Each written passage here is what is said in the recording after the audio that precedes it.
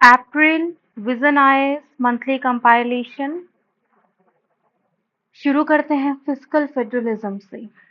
हाल ही में तमिलनाडु, केरल और कर्नाटका जैसे स्टेट्स ने सेंटर के अगेंस्ट सुप्रीम कोर्ट में केसेस फाइल किए हैं और ये केसेस आर्टिकल 131 के अंतर्गत किए गए हैं, जो सेंटर और स्टेट डिस्प्यूट्स के लिए होता है।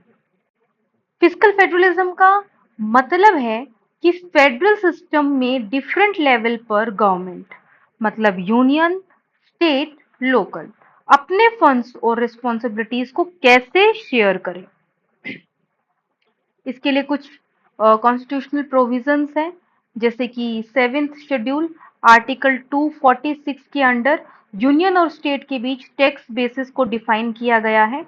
Distribution of revenue article 269, 269A और 270 के अंडर टैक्स रेवेन्यू को यूनियन और स्टेट्स के बीच डिस्ट्रीब्यूट किया जाता है।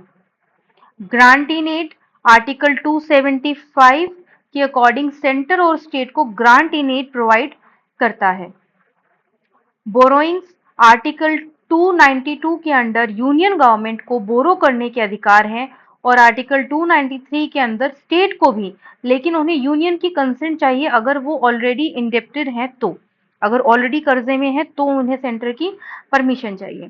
फाइनेंस कमीशन आर्टिकल 280 के अंडर फाइनेंस कमीशन हर 5 साल में प्रेसिडेंट के द्वारा कॉन्स्टिट्यूट किया जाता है, जो यूनियन और स्टेट के बीच रिसोर्सेज को शेयर करने का मेथड डिफाइन करता है। इश्यूज बोरोइंग लिमिट सेंटर और स्टेट के बोरोइंग्स को रेस्ट्रिक्ट कर रहा है ग्रॉस स्टेट डोमेस्टिक प्रोडक्शन के 3% तक, जैसा कि 15th फाइनेंस कमीशन ने रिकमेंड किया। वर्टिकल फिस्कल इम्बैलेंस यूनियन के पास सिग्निफिकेंट टैक्स पावर है, जबकि जीएसटी के बाद स्टेट्स के पास रेवेन्यू जनरेट करने के लिमिटेड ऑप्शंस हैं। Burden of developmental expenditure states का डेवलपमेंटल एक्सपेंडिचर बढ़ रहा है, जो कि उनकी फिस्कल हेल्थ को अफेक्ट करता है। इंटरगवर्नमेंटल फिस्कल ट्रांसफर्स कुछ स्टेट्स के लिए फाइनेंस कमीशन टैक्स ट्रांसफर्स का शेयर कम हो गया है। Non sharing of cess revenue cess revenue को स्टेट्स के साथ शेयर नहीं किया जाता, जो उनकी फिस्कल रिसोर्स को कम करता है। Decline in grant in aid में डिक्लाइन देखा गया है, जो स्टेट्स के डेवलपमेंट को इम्पैक्ट करता है, जैसा कि 1,95,000 करोड़ ग्रांट इन एड था 2015-16 में, जो सिर्फ 1,65,000 रह गया है 2023-24। फेडरलिज्म के ऐसे इश्यूज पहले देखे गए हैं, जैसे जीएसटी कंपनसेशन को लेकर डिस्प्यूट, प्लानिंग कमीशन को नीति आयोग से रिप्लेस करना भी एक ऐसा ही इशू था। इसके बाद way forward 16th finance commission का रोल स्पेसिफिक पर्पस ट्रांसफर्स के लिए नेगोशिएशन होना चाहिए। यूनियन और स्टेट बजट्स के ऑफ बजट बोरोइंग को रिव्यू करना जरूरी है। रिच और पुअर स्टेट्स के बीच फिस्कल रिसोर्सेज के बीच बैलेंस मेंटेन करना चाहिए। सेंटर और स्टेट दोनों को अपने फाइनेंस के लिए ऑटोनॉमस होना चाहिए। Role of civil servants in governance civil services day के ओकेजन पर प्राइम मिनिस्टर ने सिविल सर्वेंट्स के गवर्नेंस और पब्लिक वेलफेयर में रोल को हाईलाइट किया है, इंपॉर्टेंट रोल को हाईलाइट किया है। About civil services permanent officials होते हैं, जो एग्जीक्यूटिव विंग का हिस्सा होते हैं। इनका रोल गवर्नेंस में कंटिन्यूटी इंश्योर करना और पॉलिसी फॉर्मेशन होता है। Constitutional provision related to civil services article 310 article 310 ये कहता है कि जो भी पर्सन डिफेंस और सिविल सर्विसेज में है वो on the pleasure of president है, और जो स्टेट में है वो on the pleasure of governor है। Article 311 dismissal, removal, reduction in rank in civil services से रिलेटेड है। Article 312 establishment of all India services के लिए रिकमेंड करता है। Role of civil services in governance में कंटिन्यूटी परमानेंट एग्जीक्यूटिव होने के नाते सिविल सर्वेंट्स गवर्नेंस में कंटिन्यूटी इंश्योर करते हैं। Interface between government and people ये गवर्नमेंट पॉलिसीज को ग्राउंड लेवल पर इंप्लीमेंट करते हैं और लोगों की नीड्स को गवर्नमेंट तक पहुंचाते हैं, इसलिए ये एक लिंक है। इलेक्शन कमीशन का मेन रोल रहा है फ्री एंड फेयर इलेक्शंस को इंश्योर करने में, जिसमें कि ex chief election commissioner T N. Seshan को अब बहुत ही इम्पोर्टेंट रोल्स है रिफॉर्म्स लाने में। इसी तरीके से इंक्लूसिव डेमोक्रेसी सिविल सर्वेंट्स ने वॉइसलेस कम्युनिटीज को वॉइस देने में इम्पोर्टेंट रोल प्ले किया है। जैसे कि बालांगीर डिस्ट्रिक्ट एडमिनिस्ट्रेशन ने लॉन्च किया था स्वीकृति 2020 में to integrate transgender community into main stream. तो ये इंक्लूसिव डेमोक्रेसी का काम करता है। पार्टिसिपेटिव डेमोक्रेसी जैसे कि 1976 में एएम गोखले ने इंट्रोड्यूस किया था village development board in Nagaland for decentralised grassroot planning and development. Law and order को मेंटेन करते हैं, जैसे कि एग्जाम्पल में है संजुक्ता प्रसार जो कि आईपीएस थी और इनको आयरन लेडी ऑफ असम कहा जाता है। इन्होंने एक क्रिटिकल रोल प्ले किया था नॉर्थ ईस्ट इंसर्जेंसी को टैकल करने के लिए। ओवरकम करते हैं रिसोर्स कंस्ट्रेंसी और कंट्री को डेवलप करते हैं, जैसे कि आर्मस्ट्रॉन्ग पेम ने मणिपुर में क्राउड फंडिंग से 100 किलोमीटर का रोड बनवाया था। और ऑपरेशन सुलेमानी जो कि प्रशांत नैयर ने किया था, जो कि डिस्ट्रिक्ट कलेक्टर थे कजीकोड के, उन्होंने नेमलेस डोनेशन किया था फूड के लिए और राइट टू फूड को इंश्योर किया था। करियर डिप्लोमेट्स ये इंटरनेशनल फोरम में देश को रिप्रेजेंट करते हैं और अग्रीमेंट्स को नेगोशिएट करते हैं जिससे कि हमारा नेशनल इंटरेस्ट प्रमोट हो और फैमिली फ्रेंडली रिलेशन दूसरी कंट्री के साथ मेंटेन रहे। क्वेसी जुडिशियल रोल ट्रिब्यूनल में भी सिविल सर्वेंट सर्व करते हैं, जैसे telecom dispute settlement appellate tribunal, cyber appellate tribunal और जस्टिस को प्रमोट करते हैं। Delegated legislation civil servants departmental legislation को फ्रेम करते हैं। लेकिन कुछ चैलेंजेस भी हैं जो फंक्शनिंग ऑफ सिविल सर्वेंट से रिलेटेड है, जैसे कि ऑटोनॉमी, फ्रिक्वेंट ट्रांसफर्स और पॉलिटिकल इंटरफेरेंस इनकी ऑटोनॉमी को कॉम्प्रोमाइज करते हैं। इंफ्रास्ट्रक्चर की कमी के कारण भी इफेक्टिव इम्प्लीमेंटेशन में दिक्कत होती है। Red tapism bureaucratic procedure complex होते हैं जो डिसीजन मेकिंग को स्लो कर देते हैं। सिक्योरिटी सिविल सर्वेंट्स और उनके परिवार को वायलेंस और थ्रेट का रिस्क होता है। एग्जाम्पल के तौर पर death threat to IAS officer Tukaram Mundhe for raiding illegal bars. Initiative taken to improve functioning of civil servants Karmayogi Karmayogi capacity building को ट्रांसफॉर्म करने के लिए लॉन्च किया गया है। National standards for civil services training institution training delivery को क्वालिटी और capacity को एनहांस करने के लिए बनाया गया। आरंभ सिविल सर्वेंट्स को ट्रेनिंग के लिए common foundation course. National training policy efficient और इम्पार्शियल सिविल सर्वेंट्स को डेवलप करना। Prime ministers award for excellence in public administration ये इंसेंटिवाइज करता है उनके एफर्ट्स को। नेक्स्ट है EVM VVPAT association for democratic reforms versus election commission of India case में सुप्रीम कोर्ट ने ईवीएम्स और वीवीपीएटी रिकॉर्ड्स के फुल क्रॉस वेरिफिकेशन को डिसमिस कर दिया। एडीआर ने ईवीएम की मैनिपुलेशन की पॉसिबिलिटी को लेकर सुप्रीम कोर्ट में पिटीशन फाइल की थी और पेपर बैलेट सिस्टम में रिटर्न करने की मांग की थी। इस जजमेंट की हाइलाइट्स को देखते हैं। वेरिफिकेशन ऑफ वीवीपीएटी कोर्ट ने वोटर्स के राइट को एक्नॉलेज किया, लेकिन 100% वीवीपीएटी स्लिप्स काउंट करने से मना कर दिया। Returns to paper ballot court ने पेपर बैलेट में रिटर्न करने से मना कर दिया क्योंकि में और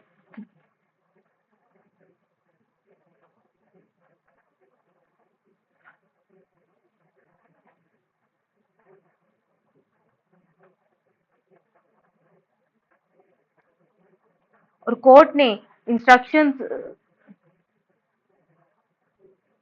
कोर्ट ने कोर्ट ने डायरेक्शन इशू किए हैं ईवीएम और वीवीपीएटी को में कॉन्फिडेंस पब्लिक का बढ़े, इसके लिए कुछ गाइडलाइंस जिसमें कि strengthening of symbol loading unit protocol है, जिसमें कि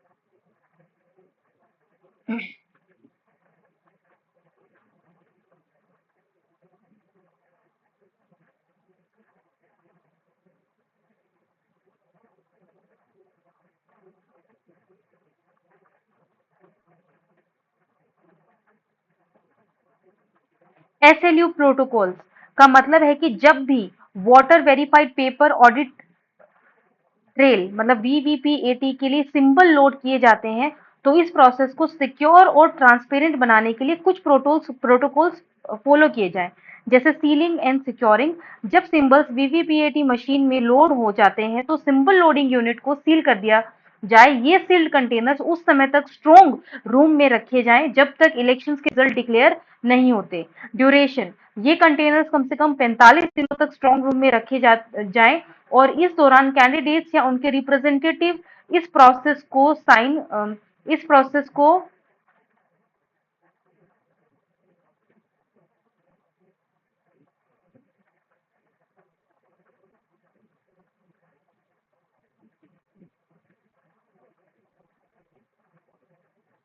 बंट मनी बर्न्ड मनी वेरिफिकेशन का मतलब है ईवीएम मशीन की मेमोरी सेमी कंट्रोलर का टेस्टिंग होता है ताकि इंश्योर किया जा सके कि मेमोरी एक्यूरेट है और इसमें कोई भी टैंपरिंग नहीं हुई है। वेरिफिकेशन प्रोसेस, ये वेरिफिकेशन टोटल 5% ईवीएम का किया जाता है हर असेंबली सेगमेंट या पार्लियामेंट्री कॉन्स्टिट्यूशन में। एलिजिबिलिटी, ये अप्लाई होता है जब इलेक्शन रिजल्ट डिक्लेयर होने के 7 दिन के अंदर अंदर do do runners of candidate में से कोई एक रिटर्न रिक्वेस्ट करता है इस वेरिफिकेशन के लिए।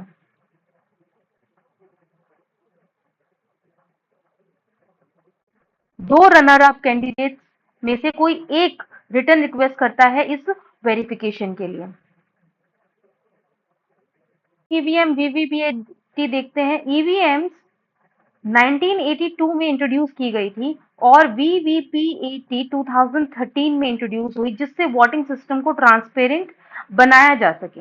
इसकी 3 यूनिट है। बैलेट यूनिट, जिसमें कैंडिडेट के नेम्स और सिंबल के बटन्स होते हैं। कंट्रोल यूनिट, जो पोलिंग ऑफिसर्स के पास होती है। और वीवीपीएटी, जो वोटर्स को वेरीफाई करने का मौका देती है कि उनका वोट सही जगह गया है या नहीं। इसके कुछ एडवांटेजेस, जैसे ईवीएम बैटरी से चलती है और एक्सटर्नल पावर सप्लाई की जरूरत नहीं होती। इनवैलिड वोटर्स के सिनेरियो एलिमिनेट हो जाते हैं। बूथ कैप्चरिंग का डेटा भी नहीं रहता है। Goa was the first state to use VVPAT with all EVMs during 2017 legislative assembly. VVPAT were fully developed deployed in 2019 Lok Sabha general election. These becomes important for prelims. Next news, Right of Persons with Disability Act 2016 Girija Lal versus union of India case में supreme court ने right of person with disability act 2016 के इनएडिक्वेट implementation पर disappointment express किया है। Court ने notice किया है कि कई स्टेट ने एक्ट के प्रोविजंस को इम्प्लीमेंट नहीं किया है, जैसे कि स्टेट कमिश्नर्स का अपॉइंटमेंट और स्पेशल कोर्ट्स का establishment. As per census 2011, 2.21 of total population constitute करती है फिजिकल पर्सन विद डिसेबिलिटी को। 69 पर्सन विद डिसेबिलिटी गांव में रहते हैं। 56 मेल हैं और 21 एल्डरली हैं, 60 जो कि 60 प्लस ईयर्स के हैं। तो इसका ये वाला डेटा तो कम से कम आपके मेंस के इंट्रोडक्शन स्टार्ट करने के लिए अच्छा डेटा है। Person with disability social stigma, discrimination और नेग्लेक्ट फेस करते हैं। उनकी एबिलिटी को अंडर एस्टिमेट किया जाता है और उनकी ग्रोथ को उनकी ग्रोथ को हिंडर करता है और ये एक विशियस साइकिल में फंसे रहते हैं, under achievement and hindering their growth. Challenges faced by public person with disability, limited access to quality education, क्योंकि लैक ऑफ इंफ्रास्ट्रक्चर है, ट्रेन टीचर कम है, टीचिंग मटेरियल कम है इनके लिए। जैसे कि वो अभी एक मूवी आई थी ना, जिसमें वो ब्लाइंड होते हैं और वो पढ़ते हैं, राजकुमार राव है ना, तो मटेरियल की कमी है, सपोर्ट रिसोर्सेज की कमी है, सपोर्ट सिस्टम, इनफैक्ट इसके अलावा अलावा मोटिवेशन की भी कमी है, कोई उनको मोटिवेट भी नहीं करता। हम लोग ये बाय डिफॉल्ट मान लेते हैं कि हाँ, अगर ये पर्सन विद डिसेबिलिटी है ना, तो इसको कुछ ना कुछ तो कॉम्प्रोमाइज करना ही पड़ेगा लाइफ में, ठीक है। और appropriate and affordable health care services भी की हैं, और अफोर्डेबल हेल्थ केयर भी, उन्हें कोई भी ऐसा एज नहीं मिलता है कि अगर वो पर्सन विद डिसेबिलिटी है तो उनको कहीं पे किसी तरह का कंसेशन, सब्सिडी, या फिर उनको और प्रॉपर हेल्थ केयर, ऐसा कुछ एक्सेसिबिलिटी अलग से नहीं है। और फैमिली भी जो है experience poverty, economic marginalisation follow करती ही है। और अफोर्डेबल अफोर्डेबल असिस्टेंस भी नहीं है टेक्नोलॉजिकल, जैसे कि green screen reader, speech recognition software, specialise hardware etcetera, ये भी नहीं है। तो ये बहुत मेजर चैलेंजेस हैं जो पर्सन विद डिसेबिलिटी फेस करता है। अभी इसके प्रोविजंस देख लेते हैं। जो एक्ट था उसका एम था कि पर्सन विद डिसेबिलिटी इज्जत से, मतलब डिग्निटी से रह सके, और उसके साथ कोई भी भेदभाव ना हो, इक्वल अपॉर्चुनिटी उसे मिले, ठीक है। और ये इनैक्ट किया गया था United nation convention on right of persons with disability 2007 को इम्प्लीमेंट करने के लिए, क्योंकि इंडिया इसका सिग्नेटरी है। अब इसके की प्रोविजन देखते हैं। पर्सन विद डिसेबिलिटी को इंश्योर, डेफिनेशन दी है इसमें पर्सन विद डिसेबिलिटी की। पर्सन विद डिसेबिलिटी वो पर्सन होता है जो कि लॉन्ग टर्म से physical, mental, intellectual, sensory impairment को फेस कर रहा हो, जो कि हिंडर कर रहा हो, या फिर जो बाधक बन रहा हो उसकी फुल इफेक्टिव पार्टिसिपेशन में, जो कि सोसाइटी में इक्वली उसको पार्टिसिपेट करने से रोकती हो। डिसेबिलिटीज रिकॉग्नाइज की गई, 21 टाइप की डिसेबिलिटीज रिकॉग्नाइज की, जिसमें acid attack victims, intellectual disability, mental illness भी शामिल है। गवर्नमेंट रिस्पॉन्सिबल है गवर्नमेंट रिस्पॉन्सिबल है ये इंश्योर करने के लिए कि PwDs right to equality, life with dignity and respect उनके पास हो, प्रोटेक्शन हो एब्यूज से, और उनके पास घर और परिवार, reproductive rights, accessibility in voting, right to own और इनहेरिट प्रॉपर्टी का उनके पास ये सब अधिकार हो, ये सब इंश्योर करना गवर्नमेंट की जिम्मेदारी है।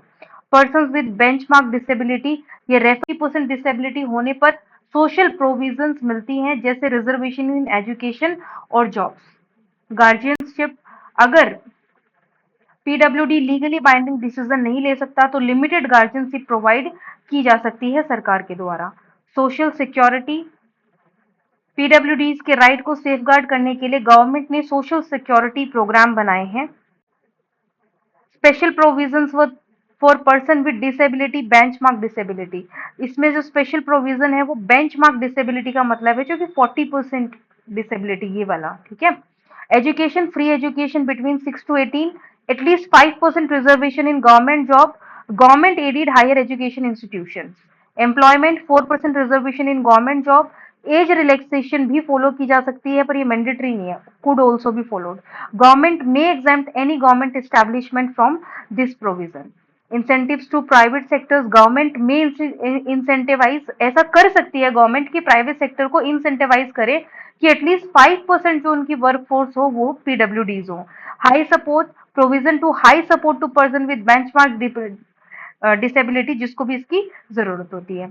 Other provision enact for effective implementation, जैसे financial support, national and state fund to support पीडब्ल्यूडी, chief commissioner and commissioners to appoint at central and state level. ये क्या करते हैं, ये स्टेप्स लेते हैं, सू मोटो स्टेप्स लेते हैं सेफ गार्ड करने के लिए पीडब्ल्यूडी के राइट्स को।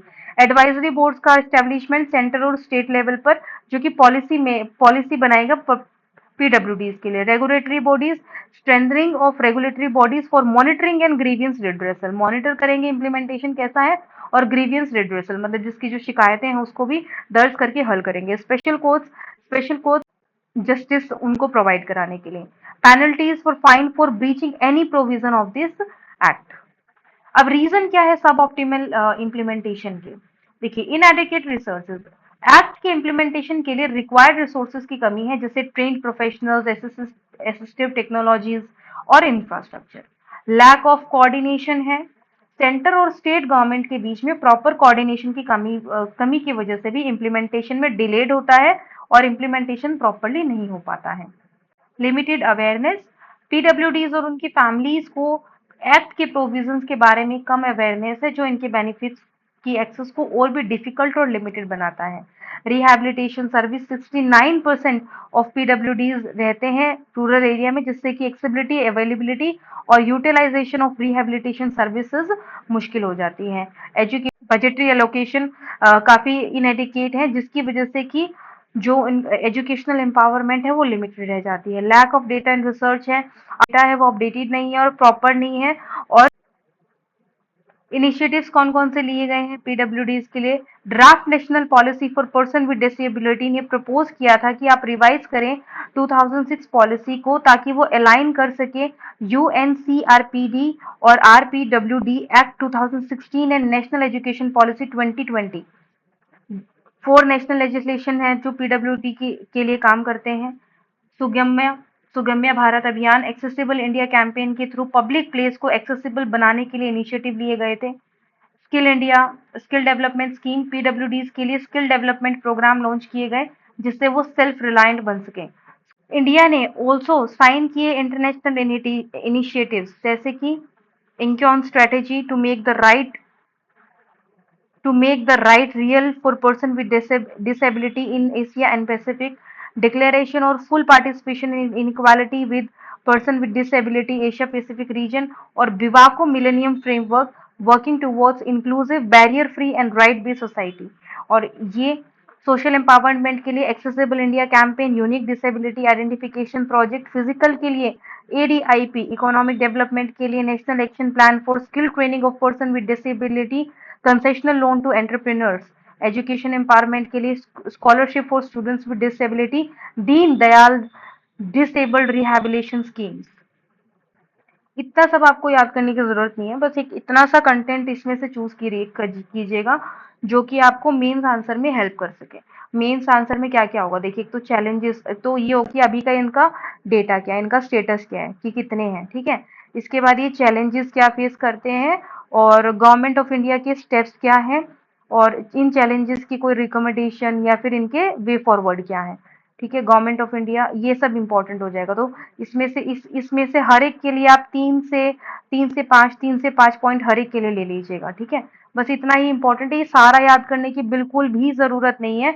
और ये जो इंटरनेशनल इनिशिएटिव्स की जिसमें इंडिया सिग्नेटरी है ना, इसको देख लीजिएगा, ये प्रीलिम्स में इन एनी केस पूछा जाए तो, ठीक है। अदरवाइज आप इसको यूज कर सकते हैं मीन्स आंसर के कंक्लूजन में कि इंडिया ने ये सब भी किया है इस टाइप से, ठीक है। बाकी डिपेंड करता है क्वेश्चन के डिमांड पर, बट अधिकतर क्वेश्चन इसी फॉर्मेट में आपको मिलेंगे पीडब्ल्यूडीज के ऊपर, ठीक है। अभी वे फॉरवर्ड देख लेते हैं। तो अफेक्टिव इम्प्लीमेंटेशन होना जरूरी है, स्टेट को एक्ट के प्रोविजंस को अफेक्टिवली इंप्लीमेंट करना चाहिए और स्टेट कमीशन को टाइमली अपॉइंट होना चाहिए। अच्छा, ये जो इशू है ना अभी कि कुछ स्टेट्स ने नहीं किया है प्रोविजंस को फॉलो, ये भी आंसर में यूज हो सकता है। एक्चुअली क्वेश्चन इसी के फॉर्म में भी हो सकता है, ठीक है। तो थोड़ा सा इसलिए न्यूज से कनेक्ट होना जरूरी होता है, ठीक है। बजटरी अलोकेशन बढ़ाना चाहिए, कम्युनिटी पार्टिसिपेशन बढ़ाना चाहिए, अवेयरनेस कैंपेन करने चाहिए, जिससे कि लोगों के बीच में एक्ट के प्रोविजंस के लिए जो है जानकारी बढ़े, एक्सेसिबिलिटी बढ़े।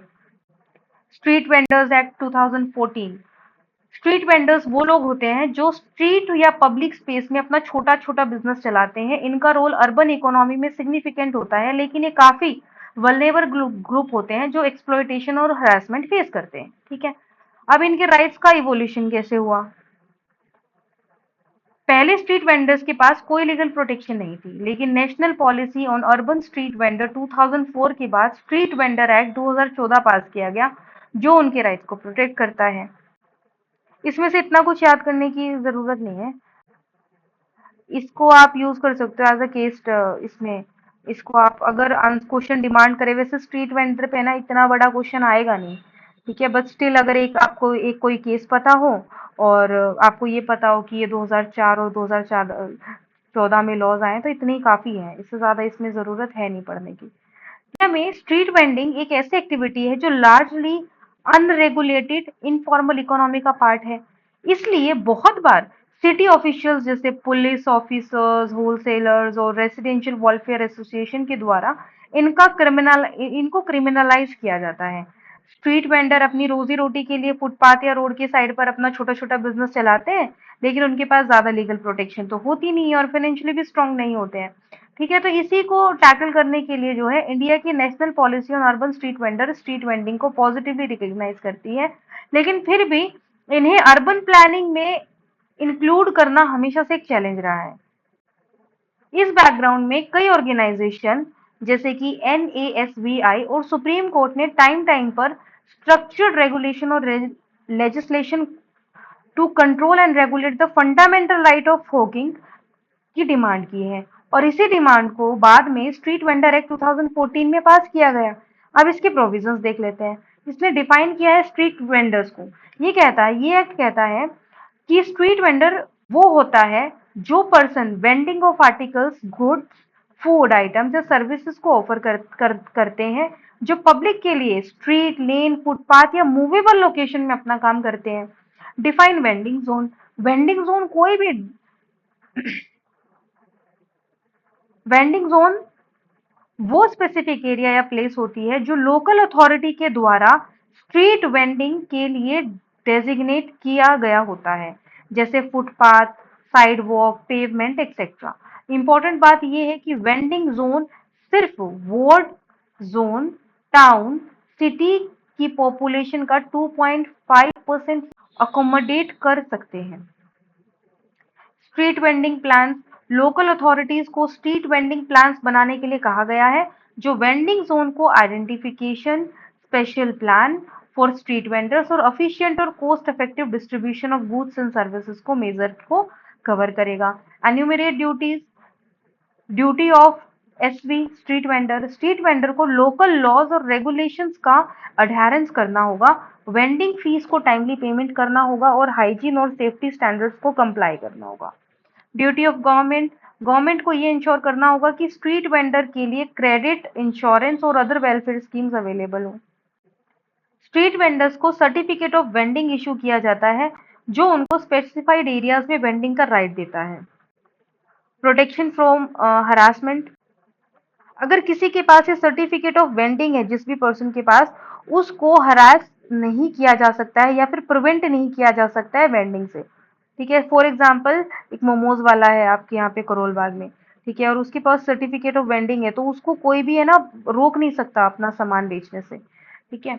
और protection from eviction. Eviction certificate के बिना स्ट्रीट वेंडर्स को एविक्ट नहीं किया जा सकता। Reclaiming of goods.